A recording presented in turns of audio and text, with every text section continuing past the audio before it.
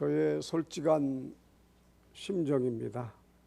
이 예배의 자리에 하나님께서 보이는 모습으로 우리들 앞에 좌정에 계셨으면 좋겠습니다. 그러면 오늘 말씀 한마디 한마디에 큰 은혜를 받을 것입니다. 내 눈으로 이 자리에 계신 여호와 하나님을 보고 있는데 우리가 다른 것을 생각할 수 있겠습니까? 말씀의 은혜를 못 받겠습니까? 그렇지 않잖아요. 자기 두 눈으로 하나님이 보이면 아마 덜덜덜 떨면서 예배를 드리고 아멘 아멘 하면서 말씀을 들을 거예요. 기절하지 않으면 다행이지요. 그러지 않겠어요? 그런데 아셔야 합니다. 하나님은 영이시기 때문에 우리의 눈에는 안 보이셔도 분명히 이 자리에 살아계신 하나님이 와 계십니다. 실제로 영의 눈이 뜨인 사람은 천사도 보고 하나님의 임재도 목격을 하게 돼요. 그래서 우리가 기도하여 영적인 눈을 가져야 되는 거예요. 우리는 코람되어 하나님 앞에서 산예배를 드려야 합니다. 이 사람 저 사람 신경 쓸 거 없어요. 여러분이 설교를 들으시면서도 이 목사를 생각할 거 없어요. 목사만 눈에 보이면 큰일 나요. 하나님이 우리 믿음의 눈으로 보이셔야 돼요. 안 보여도 은혜 받으면 보이는 거예요. 요한복음 4장 24절에 말씀하죠. 우리 함께 읽으실까요? 하나님은 영이시니 예배하는 자가 영과 진리로 예배할지니라. 아멘. 우리 모두 지금 이 시간 영과 진리로 예배를 드립시다. 특히 우리는 하나님께 감사 예배를 많이 드려야 돼요. 무슨 예배요? 감사 예배를 많이 드려야 돼요. 나를 지으신 하나님께 감사드려야 합니다. 나를 구원해 주신 하나님께 감사드려야 합니다. 나에게 천국을 주신 하나님께 감사드려야 합니다. 나에게 일용할 양식을 주신 하나님께 감사드려야 합니다. 이 세상의 모든 모략을 다 합쳐도 하나님께 드릴 감사만큼보다는 많지 않아요. 그만큼 하나님께 드릴 감사가 우리에게 많이 있는 거예요. 우리가 세상을 살아가면서 한결같아야 할 것은 하나님을 향한 감사입니다. 한결같아야 돼요. 은혜 받은 자의 특징은 감사예요. 우리가 감사하지 않으면 하나님을 안 믿는 사람처럼 되고 말아요. 아니, 그게 아니라 하나님을 안 믿는 사람보다도 더해요. 그거 우리가 자각해야 됩니다. 하나님은 이런 태도를 가장 싫어하시는 거예요. 이건 제 얘기가 아니라 성경의 면면을 살펴보면 하나님은 감사하지 않는 자를 가장 싫어하세요. 성경이 말씀하고 있어요. 예컨대 이스라엘 백성들을 한번 살펴보실까요? 이게 이제 이스라엘 백성들의 출애굽 경로입니다. 그들은 처음에 이집트 람세스에서 출애굽을 할 때 얼마나 하나님께 감사했는지 모릅니다. 얼마나 하나님께 찬양 올려드렸는지 몰라요. 하나님이 애굽에 내리신 10가지 재앙을 보면서 그들은 하나님께 감사와 찬양을 올렸어요. 그런데 홍해를 만나자 다 죽게 생겼다고, 왜 우리를 애굽에서 여기까지 데려와 가지고 물속에 빠져 죽게 하느냐고 이스라엘 백성들이 모세를 향하여 하나님을 향하여 원망을 쏟아부었지요. 조금 더 가다가 마라 우물을 만났습니다. 마라 우물에서 물을 마시니까 그 물이 너무 쓴 거예요. 그러니까 물이 쓰다가 또 불평을 하는 거예요. 조금 더 가서 신광야를 만났는데 신광야에 가니까 하나님이 만나를 내려주시는 거예요. 만나. 진짜 만나예요. 만나. 그렇게 맛있는 음식이에요. 감사했어요.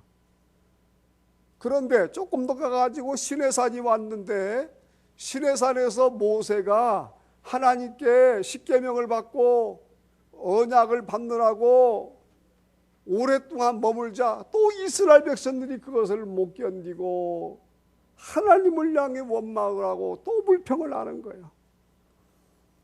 더 가다가 다베라라고 하는 곳에서는 이 뜨거운 광야길을 걷는 것이 너무 힘들다고 불평했습니다. 그러자 하나님께서 이스라엘 백성들의 계속된 원망과 불평을 견디지 못하시고 많은 사람들을 불로 태워 죽이십니다.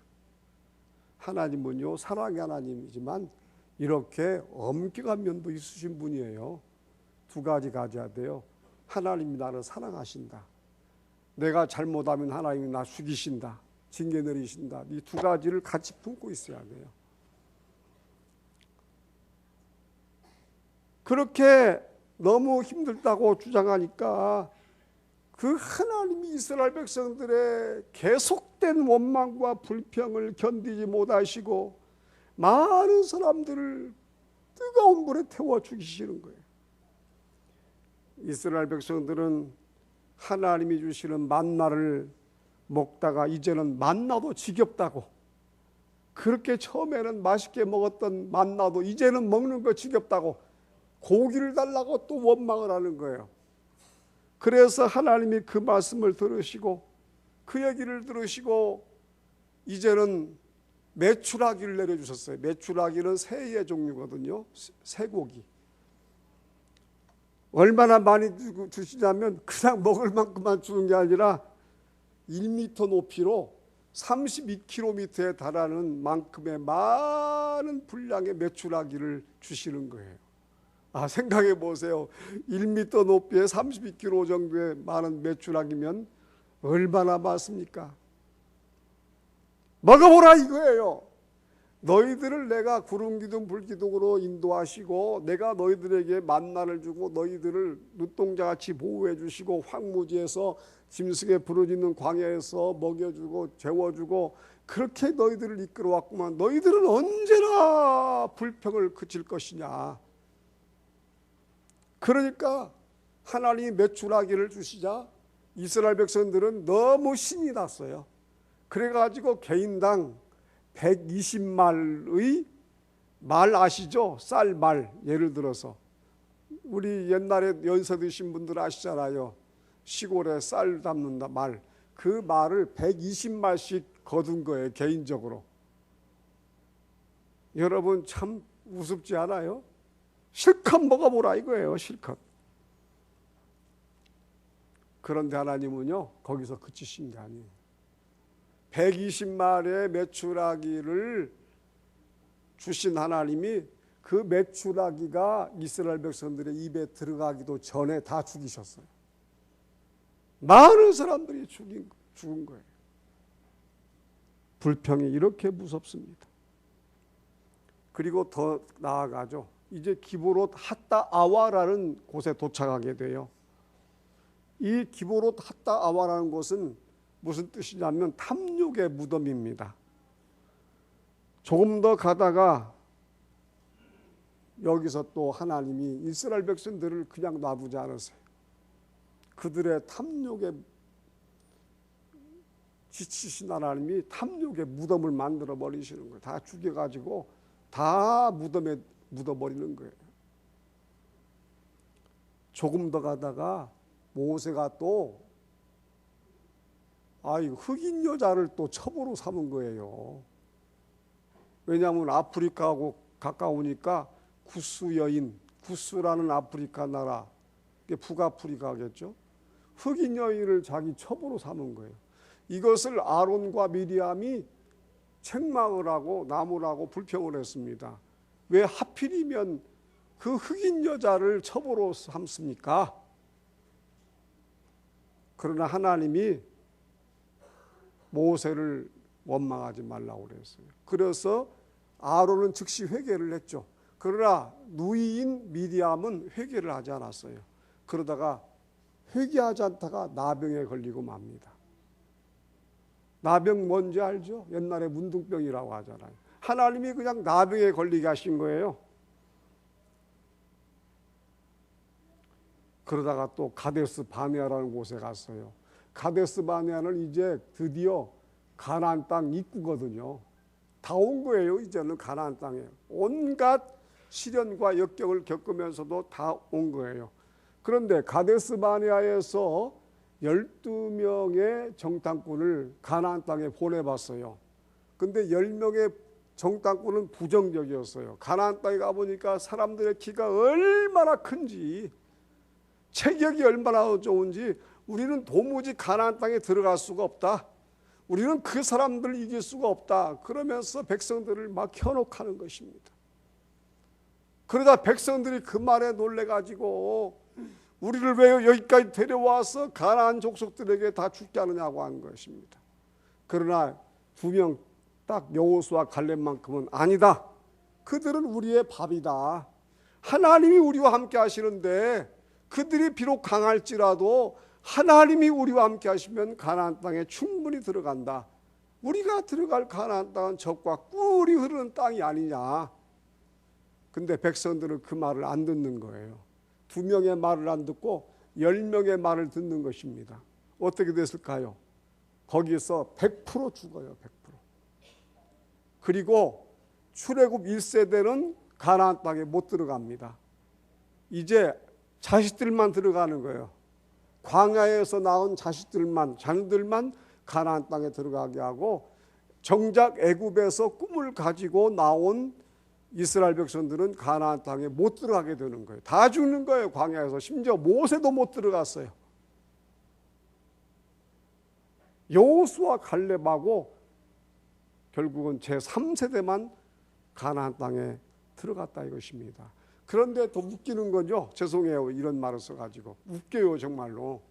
아니 애굽에서 가데스 바네아까지 얼마나 멀어요. 그거 먼 길을 2년 만에 도착했어요. 2년 만에. 가나안 땅 입구까지 2년 만에 도착했는데 가데스 바네아에서 몇 년 방황한 줄 아세요? 38년을 방황을 했어요.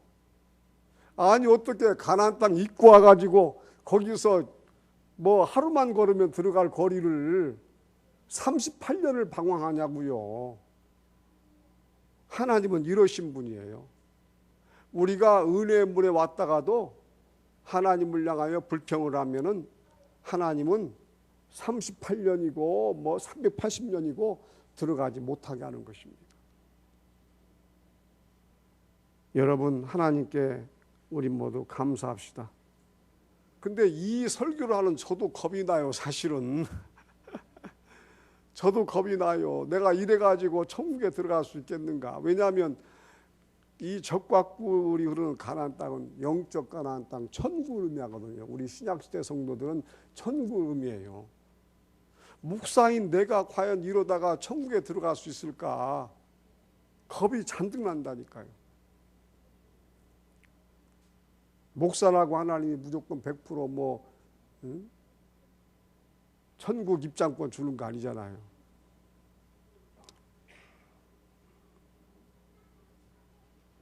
그것뿐만이 아니에요. 가데스 바네아에서 그런 짓을 또 하니까 조금 이제 가나안 땅을 향해서 걷는데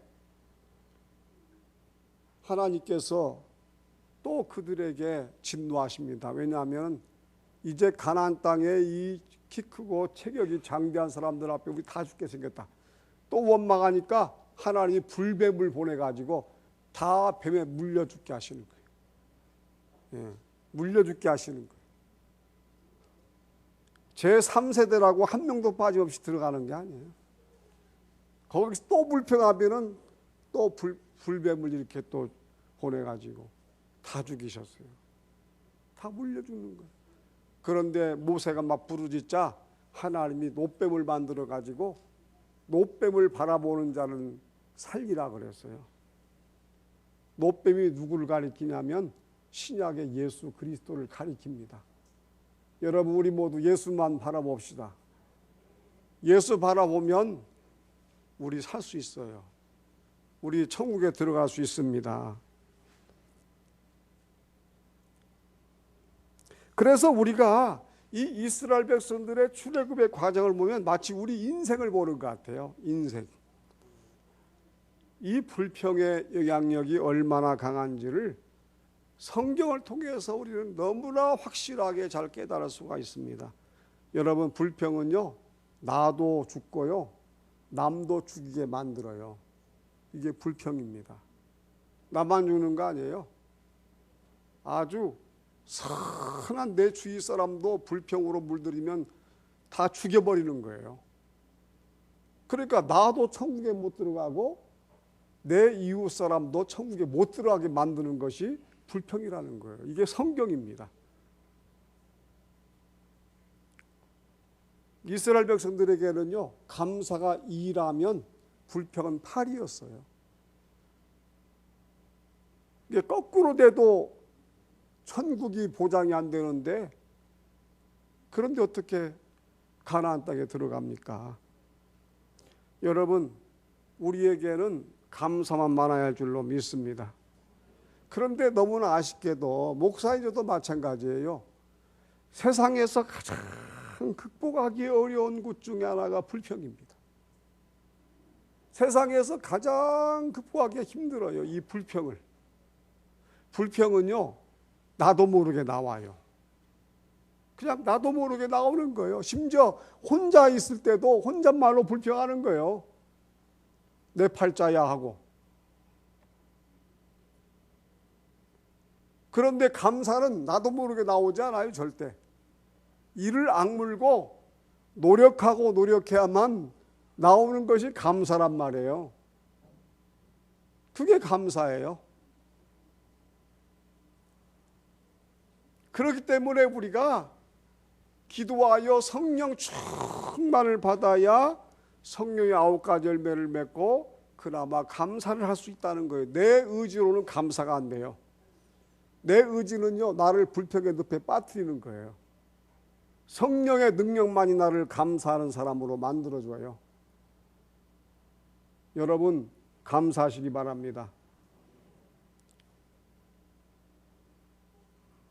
여러분, 지옥이 비참한 이유가 뭡니까? 죽은 사람들이요, 지옥 불구덩이에 빠져서도 불평하는 거예요. 여러분, 성경 어디에 지옥에서 감사한다는 그런 말씀이 어디 있습니까? 지옥에 들어가서도 불평하는 거예요. 천국 들어가면요, 불평이란 단어가 전혀 없어요. 천국은 오직 감사하는 사람만 살고 있습니다. 그래서 우리가 이 세상에서도 천국처럼 살아야 돼요. 그래야 죽어야 천국에 들어가게 되는 것입니다. 오늘은 맥주감사주일이죠. 여러분, 하나님께 감사하시기 바라요. 맥주감사주일은 보리 농사를 짓지 않습니까? 그러면 보리를 추수할 때에 첫 보리 곡식을 하나님께 드려야 됩니다. 첫 것을 내가 먼저 먹고 뭐 중간 거나 나중 거 먹으면 하나님께 드리면 안 받으세요. 첫 수확을 하나님께 드리는 거예요. 그러면 이 의미가 어디에 있는가? 우리가 드리는 가장 헌신된 예물은 물질보다도 감사라는 것입니다. 하나님이 가장 기뻐하시는 것은 감사의 예물입니다. 이걸 가르쳐 주시려고 하나님이 맥주절을 만드신 것이지, 하나님이 우리처럼 뭐 새끼 밥을 먹어야 됩니까? 그러신 분이 아니에요. 하나님 그거 뭐 우리가 아무리 많이 바쳐도 하나님 그걸로 밥에 잡수시지 않으세요. 우리에게 무엇을 가르쳐 주려고요? 감사를 가르쳐 주려고 맥주절을 제정하신 것입니다. 이것은 성경에 나옵니다. 민수기, 신명기에 다 나오고 있죠. 여러분, 우리 맥주 감사주일 예배를 드리면서 우리들을 안전하게 지켜주시고 풍성한 양식을 주신 하나님께 진정으로 감사합시다.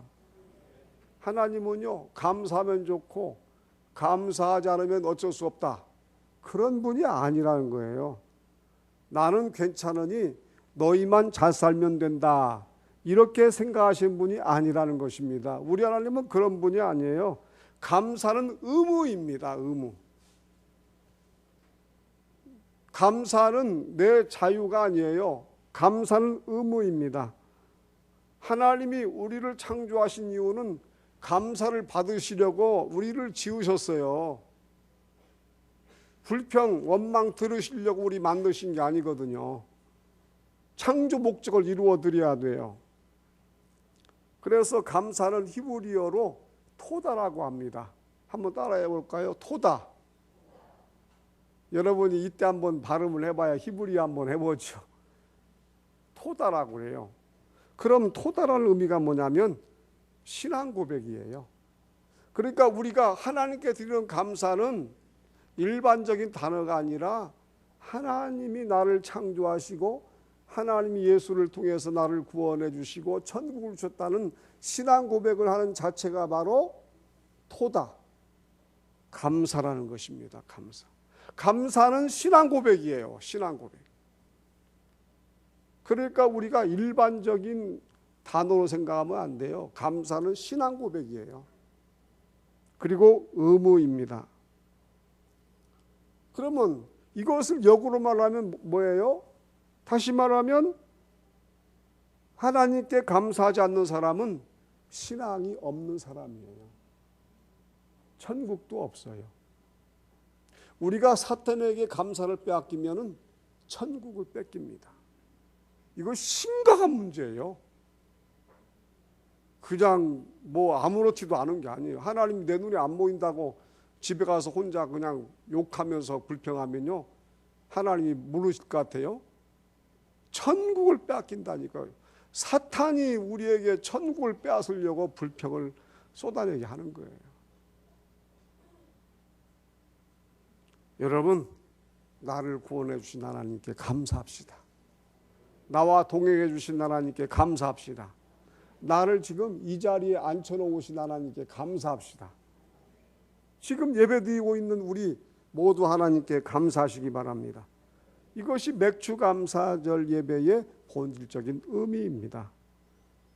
간절히 원해요. 여러분, 가정에서나 교회에서나 사회에서나 내가 있는 어느 곳에서나 감사하며 살아보세요. 불신자들도 우리 인정해 주거든요. 회사에 가서도 감사합니다, 감사합니다, 이 단어를 많이 사용해 보세요. 사장님도 나를 인정해 주고 부장님도 나를 인정해 주고 역시 예수 믿는 사람은 다르다, 이렇게 인정을 해줍니다.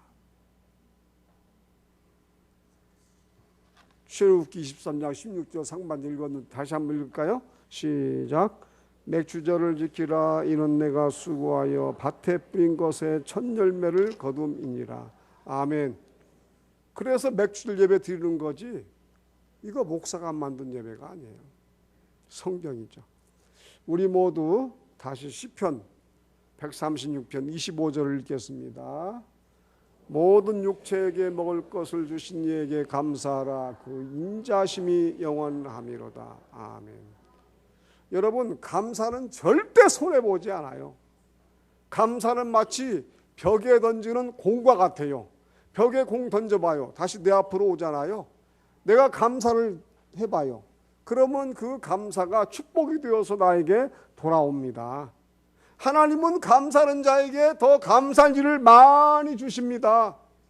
환난과 시련 중에서도 감사하고, 몸이 아플 때에도 감사하고, 일이 잘 안 풀릴 때에도 감사하고, 슬픈 일이 찾아왔을 때에도 감사하고, 무엇이 부족할 때도 감사하고, 절망적인 일이 찾아왔을 때에도 감사하고, 감사하고 감사하고 아멘 할 때까지 감사하고 감사하고 감사하고 감사하는 자에게만 은혜가 넘칩니다. 근데 오늘 자꾸 참 이런 설교가 나오네요. 제가 회개하는 것이 있었어요. 제가 암에 걸려가지고 의사가 모두 다 저 죽는다고 그랬거든요. 죽는다고 그랬어요. 그때는 정말 감사가 안 나오더라고요. 감사가 안 나와요. 감사가 나오질 않아요. 그냥 불평도 안 나오는데 감사도 안 나와요. 그냥 정신이 나갔어요. 멍 해가지고 하루 종일 집에 앉아 있는 거예요. 몇 개월 동안 TV를 한 번도 안 켰어요. 감사가 안 나오더라니까요. 목사도 그래요.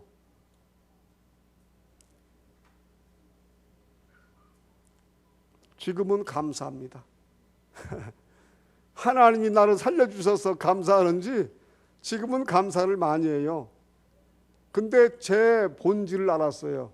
아, 나도 죽을 때는 그렇게 감사가 쉬운 게 아니었구나. 그러니까 여러분 지금부터 감사로 세뇌가 되어 있어야 돼요. 할렐루야. 여러분, 구원받은 천국 시민은 오직 한 분만으로 감사합니다. 우리는 인생을 감사 인생으로 가꿔야 돼요. 몸이 건강해도 감사하고 몸이 아파도 감사합시다. 아멘.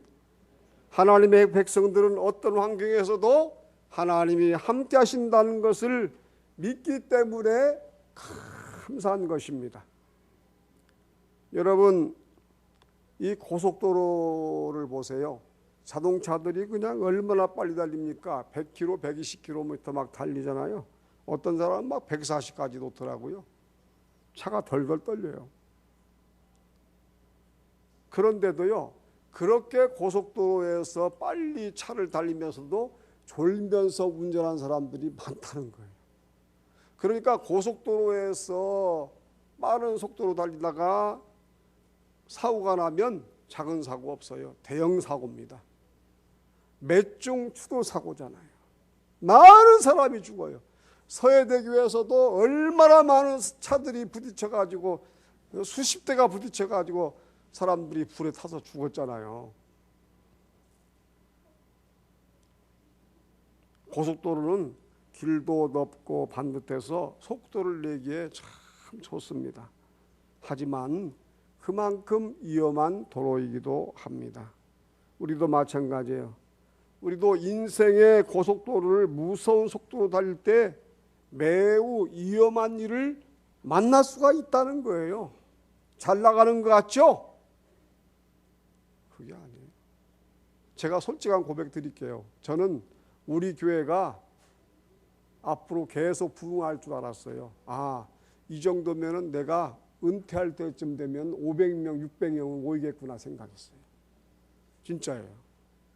이런 속도로 부흥하면 우리 교회가 500명, 600명 모이는 것은 일이 아니겠구나 생각했어요. 그만큼 이 자리가, 빈자리가 거의 없을 정도로 가득 채워졌어요. 근데 웬걸 제가 죽을 병에 걸리니까요, 확 쪼그라드는 거예요.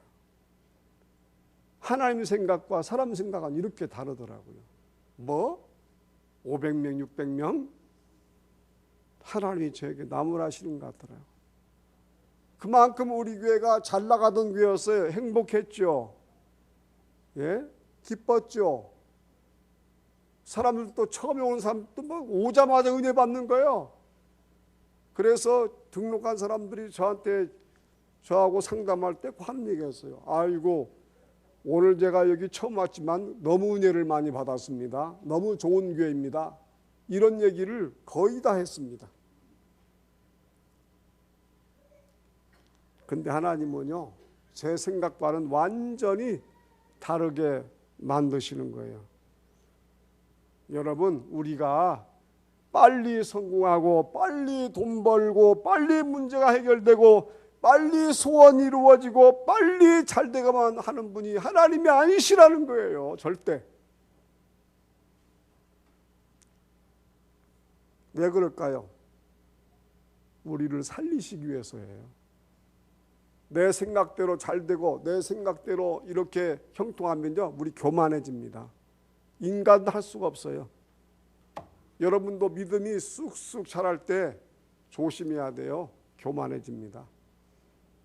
안 자라면 안 자라는 대로 또 의기소침해지고요. 자라는 대로 또 교만해지고요. 사람은 믿을 존재가 아니에요. 어떤 사람은 빨리 돈 벌려고 사업도 자주 바꿔요. 이거 했다 저거 했다 바꿔요. 어떤 사람은 빨리 출세하려고 회사도 자주 옮깁니다. 서울대학 나온 사람이 이 회사로 갔다 저 회사로 갔다가 회사를 많이 옮겨요. 그런데 요즘은요, 교회도 마찬가지더라고요. 목회자들이 빨리 교회를 부흥시키고 싶어 해요. 저도 그런 사람 중에 한 사람이 있습니다. 빨리 교회를 부흥시키고 해요. 교회를 개척하면 빨리 성전 건축을 하고 싶어 하고, 성전 건축하면 빨리 교회 자리를 채우고 싶어 하는 것이 목회자들의 마음입니다. 그래서 요즘은요, 교인 하나가 자기 교회에 등록하면 꼭이 아니라 꽉 붙잡아 두려고 1년 안에 장로 직분 주고 안수집사 직분 주고 권사 직분 주는 교회가 점점 늘어나고 있어요. 이 근처도 그런 교회들이 있어요. 그러니까 빨리 직분 받고 싶으신 분은 기도해 보세요. 그게 정 부럽고 그걸 원한다면은. 그런데 문제는 뭐냐면 그런 직분은요, 성경의 원리에 맞지 않는 직분이에요. 헌법에도 맞지가 않아요. 하나님이 주시는 직분이 아니에요. 목사가 욕심을 내서 주는 직분입니다. 이렇게 사람들은 가변적이에요. 그런데 그러다가 쉽게 직분을 준 만큼 쉽게 교회가 어지러워지고 쉽게 또 흩어져요. 직분을 줘가지고 수십 명씩 장로 직분 주는 거예요. 한 번에 수십 명씩. 그러면 그냥 또 문제를 일으키잖아요. 쉽게 무너져요. 흩어집니다. 부흥하지는 않아요. 잠깐은 부흥하는 것 같은데 또 그냥 다 흩어져 도망가 버리고요. 이렇게 됩니다. 그래서 이 시대는 유감스럽게도 교회 유랑인이 많아지고 있어요. 교회 쇼핑 시대예요. 조금만 마음에 안 들면 옮겨버리는 거예요. 이것이 오늘날 교회의 특징입니다. 이 교회 갔다 저 교회 갔다. 물론 뭐 한두 번 영리수는 또 있을지 몰라도 교회를 유랑하듯이 다니는 시대가 이 시대라 이것입니다. 그런 평신도만 그러냐? 목사들은 더 심해요. 요즘요, 목회를 그만두는 목회자들이 점점 많아지고 있습니다. 아니, 대학원까지 공부한 목사님들이 노동판에서 일용직으로 그 밖에서 땀 흘리며 노동을 하지요. 그리고 또 대리운전도 하는 목사님들이 많습니다. 우리 노회에도 그런 분들이 꽤 돼요. 대리운전합니다. 대리운전. 그러니까 밤에 어떤 사람이 술 마시고 자기가 운전 못하니까 대리운전 기사 부를 거 아니에요. 목사가 대리운전하면서 술 마신 사람을 싣고 집에까지 모셔다 드리는 거예요. 돈 받고. 이런 일이 지금 한국교회에 급속도로 팽창하고 있어요.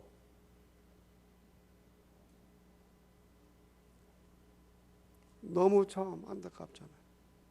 여러분, 정신병원에도요, 점점 목사님들, 사모님들로 채워지고 있습니다. 아니, 그거 취직을 하는 게 아니라 환자로 입원을 해요. 목사님들, 사모님들이 공황장애 걸리고 우울증 걸려가지고요, 정신병원에 입원하는 사례가 점점 늘고 있어요. 이게 왜 그러냐? 목사나 성도나 성령 충만하지 않은 거예요. 기도를 안 하는 것입니다. 명목상의 크리스천이에요. 목사도 사명이 없는 거예요. 여러분, 우리 교회 부교육자 모집한다고 할 때에 여기 우리 교회 주위에도 전도사도 안 와요. 지금은 내가 뭐할로 고생하면서 전도사냐? 차라리 내가 전도사 안 하고 말지.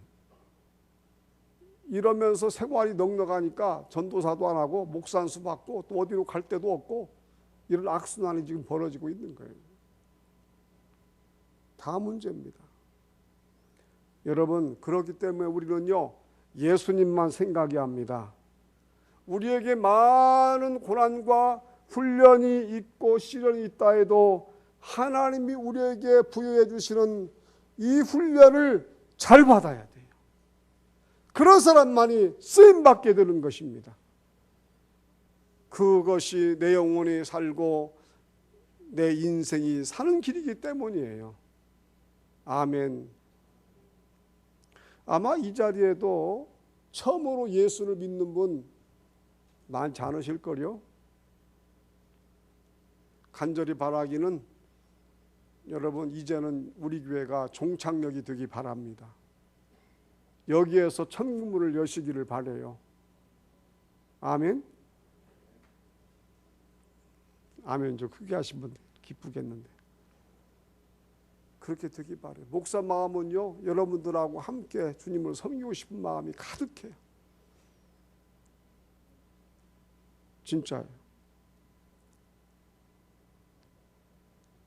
여러분, 어떤 시련과 시험과 고난이 와도 견디는 자만이 승리합니다. 야고보서 1장 12절에 말씀하죠. 우리 모두 읽을까요? 시험을 참는 자는 복이 있나니 이는 시련을 견디어낸 자가 주께서 자기를 사랑하는 자들에게 약속하신 생명의 면류관을 얻을 것이기 때문이라. 아멘. 이거 보세요. 시험을 참는 자만 생명의 면류관을 얻는다는 거예요. 다시 말하면 시험을 잘 견디어내고 훈련을 받은 자만 천국에 간다는 얘기예요. 여러분, 성경 말씀대로 예수 믿어야 진짜 예수 믿는 거 아니에요? 그렇게 해야지요.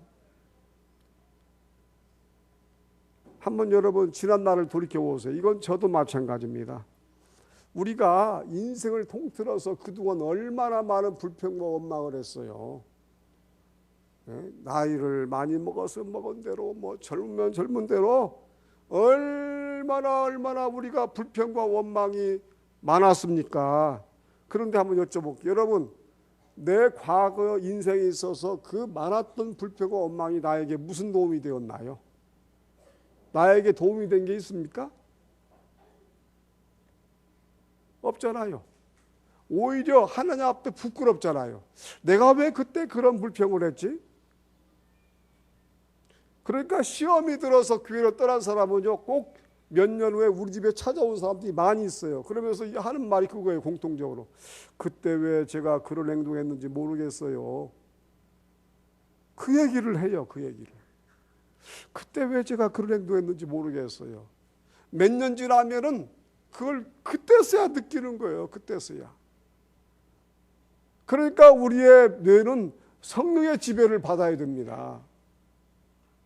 성경 말씀의 인도를 받아야 돼요. 아멘. 이제 우리 살 날 얼마 안 남았어요. 주님이 언제 오실지도 모르고 내가 언제 죽을지도 몰라요. 그러니까 그 짧은 남은 생애는 감사로 가득 채우시기 바라요. 할렐루야. 감사가 안 나면 혀를 깨물고서라도 하나님 감사합니다. 알겠죠? 거울 앞에서 막 감사 연습을 하세요.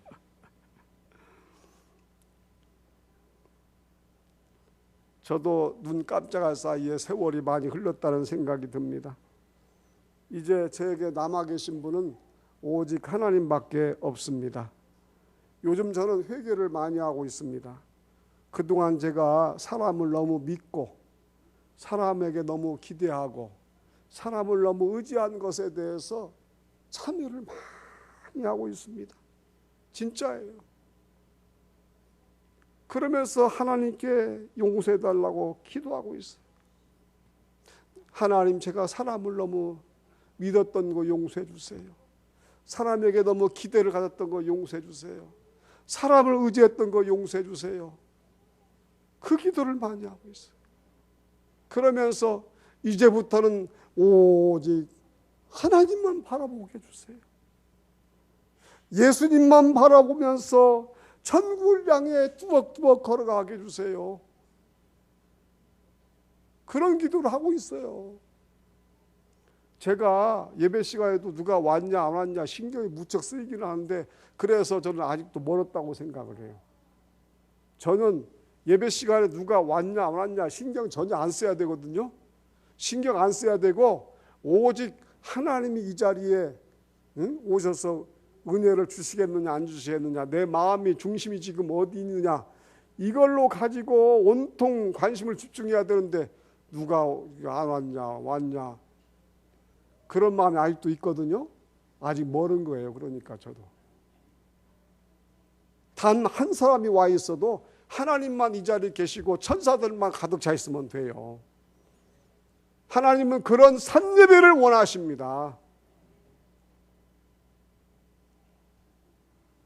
하나님이 저를 그렇게 만들어 주시기를 원합니다.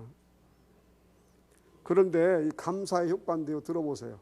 1998년도에 미국 듀크 대학병원의 의사들이 감사에 대한 실험 결과를 발표했습니다. 매일 감사하며 사는 사람들은 그렇지 않은 사람보다도 평균 7년을 더 산대요. 7년을. 여러분, 감사로 7년 생명을 연장시키세요. 감사로 7년을 더 사시기 바랍니다. 저는 107세까지 살 그런 마음도 있어요. 100살이 아니라 7년을 더 산다고 하니까 하나님께 감사하고 감사하면서 사명 감당하다가 제가 은퇴해도 저는 농촌에 다니면서 전도할 거거든요. 은퇴했다고 그래가지고 뭐 놀고 그게 아니라, 예. 그래서 존 헨리 박사는 이런 말을 했어요. 감사는 최고의 항암제요, 해독제요, 방부제이다. 한번 따라합시다. 감사는 최고의 항암제요, 해독제요, 방부제이다. 의사가 한 말이에요. 보약보다 더한 효능을 가진 것이 바로 감사약입니다. 우리가 감사하고 기뻐하면 우리의 신체 면역체계가 강화된대요. 그래서 놀라지 마세요. 놀라지도 않을 것 같아요. 1분간 기뻐하고 웃고 감사하면 우리 몸의 면역체계가 확 올라간대요. 여러분, 제가 왜 암에 걸렸을까요? 면역체계가 깨져서 그런 거거든요. 암에 걸리는 이유는 면역력이 낮아지니까 걸려요. 죄송하지만 연세 드시면 암에 걸려 돌아가시는 분들이 많아지거든요. 왜? 면역력이 떨어지니까 암이 찾아오는 거예요. 저도 그러니까 면역체계가 깨어졌기 때문에 암이 걸렸는데, 그래서 저는 더 감사해야 되고 더 웃어야 되고 더 기뻐해야 되고, 아멘. 저는 그래서 오늘부터 그냥 인사하려고 그래요. 이제 체력이 많이 회복이 됐으니까 저하고 인사하십시다. 악수하면서. 예, 아주머니들은 악수하지 말고. 예, 그렇게 해야 되겠어요.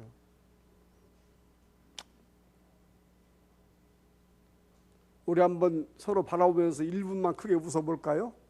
근데 1분 같이 바라보면서 웃는 것도 쉬운 일 아니에요. 그거 고역입니다. 집에 가서 부부끼리 자녀하고 1분 웃어보세요. 그러면 암이 안 걸린대요.